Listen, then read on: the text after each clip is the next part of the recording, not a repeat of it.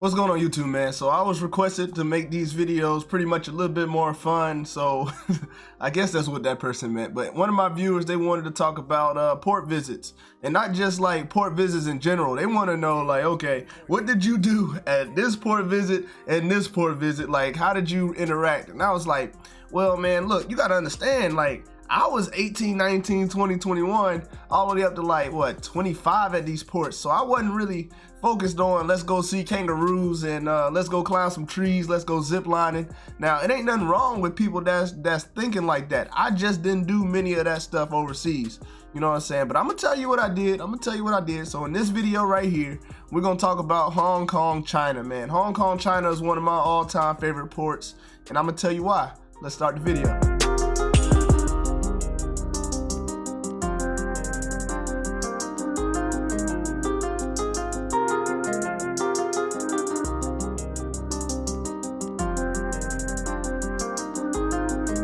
First and foremost, man, anywhere you go in the world is going to be fun if you have some money. I'm gonna tell you that right now. If you don't have no money, it's not gonna be as fun. And I know you probably listening to that like, of course, like, why would I travel somewhere and not have money? Look, that's beside the point. People do that all the time. People save up all year just to go somewhere that they never been before, but they don't save up enough money to really like ball till you fall type money. Like you could just blow money on anything and everything that you want, because that's what we were doing. You gotta please believe that. Like as a what was I was like an E5 or E6 at that time. So like when I was 21, I was already an E6. So don't think like you know what I'm saying, like I didn't have the money then. Like no.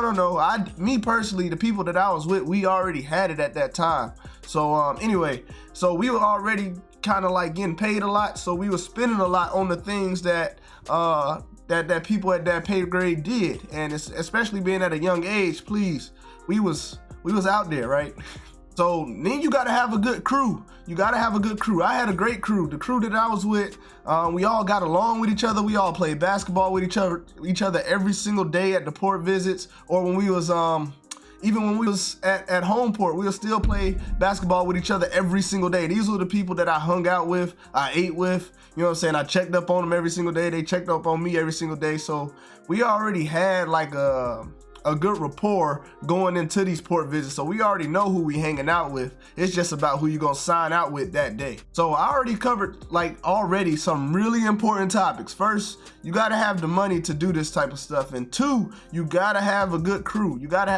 Whether that's just you and your significant other, or you know what I'm saying, you don't wanna be trying to do stuff in overseas like with people you just tolerate, because it ain't gonna be the same. It just won't. All right, cool. We got that out the way. Let's manage our expectations. Put it in a measuring cup and see like what's gonna really happen, right? So every time you go to a port, you gotta understand you got a limited amount of time that you have to spend.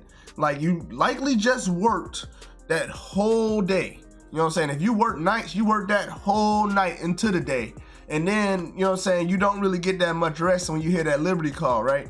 So you hear that bell, Liberty call, you go off the ship. So now you looking at, okay, we ain't gonna be here this long, but my first day is either gonna be a rest day, or I'm gonna just go out there, pop a couple Red Bulls and get at it.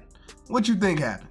We popped a couple Red Bulls and we got at it, right? We was out there until we literally, our bodies crashed.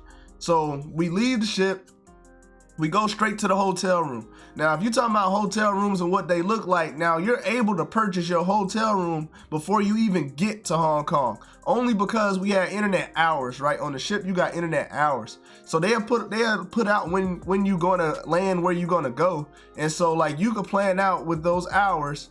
All right, so this is what type of hotel I want. So with those people that you gonna hang out with, mostly, like I said, we already talking to each other a lot, right? So we go and get the most extravagant hotel room. With about three people putting in on an extravagant hotel room, you know what I'm saying, that cost might be $300 to $400 per person. Now you're looking at a really nice hotel room. So that's what we did. So now you got all that out the way. You got your hotel room, and now you got your crew, and now you got your money situated. So what you think next? Now we got to go get something to eat. Now my favorite place to eat, I'm gonna show you my favorite place to eat. So this is my favorite place to eat, man. Bubblegum shrimp. Like, I love seafood. It's at the peak of a mountain. Literally, it's at the top of a mountain. We had to take a taxi to get there. It was phenomenal, man. Every time I went there, I had a great time. I made sure I ordered tons of seafood, and I just felt good. Now let me set the scene for you. Let me tell you how I was feeling in Hong Kong. Like, it wasn't even hot. Like, I had on like some slacks. I had a nice shirt on, maybe some dress shoes, you know what I'm saying? That's pretty much how I dress. I dress pretty like business casual, like almost all the time. If I'm not going to go work out or something like that, or I'm not in the house like in this, I might be chilling somewhere. So anyway, that's how I was looking. I went to go get something to eat. Everybody was feeling good. I had on my short sleeve shirts on, you know what I'm saying, pretty much the entire time.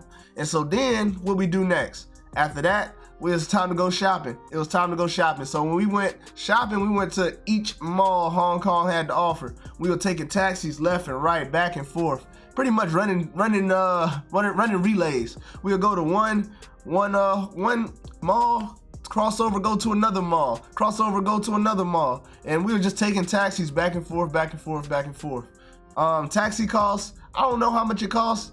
At that time, we was pretty much just, we would go to an ATM, pull out at like how much money we think we need, probably like $200, $300 American. And then like if your whole crew did that, like everybody just take turns paying in cash. And then that's how we got around. So once we hit our last mall, everybody's tired of going to the malls. We go back to the hotel room. Now it's time to get changed, get cleaned up, get dressed, you know what I'm saying? Cause now it's time to hit the nightlife. So when we went out to the nightlife, man, it was one bar that stuck out that I loved. Now, before I get into this, you got to understand this very important point. When you go out the country and like with the Navy, they're going to tell you where you can and where you can't go. And that's going to be a list pretty much saying that, okay, this is where the high crime is. This is where we got the massage parlors. I don't need y'all going to a massage parlor. Or if you got a smoke shop, we don't need y'all going to a smoke shop, because the last thing you need somebody to say is, oh, well, it was on the list. I went there. This just happened to me. So the military gonna be like, man, nah, don't go here, don't go here, and oh, it's a rough area over there, so don't go to those bars, restaurants, don't go to none of that. Don't even go to the convenience store in that area. So they'll put stuff in red and they'll put stuff in green.